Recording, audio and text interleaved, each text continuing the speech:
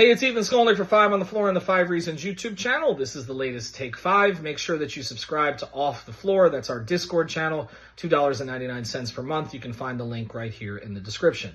Here to talk about Josh Richardson, who was declared out for the season. He's having shoulder surgery today. Richardson, of course, was Rook 2, drafted in 2015 in the second round.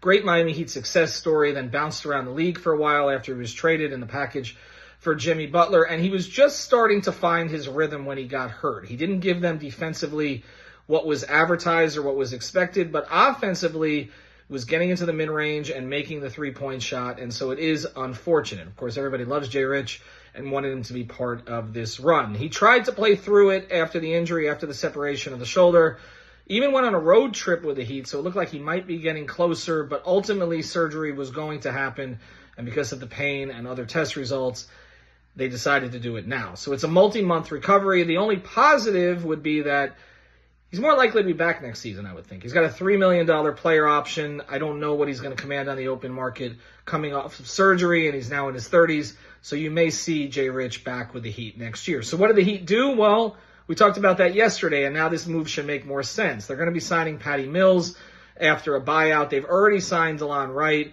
and of course they traded for Terry Rozier. So a point guard position that in training camp was Kyle Lowry, Josh Richardson, RJ Hampton, and Drew Smith. Drew Smith is going to be released. He was with the team yesterday. You could see him on the sidelines and in the huddles. But the expectation is that he will be released. And so all four guys from training camp are gone. Now, what does Jay Rich provide that the others don't?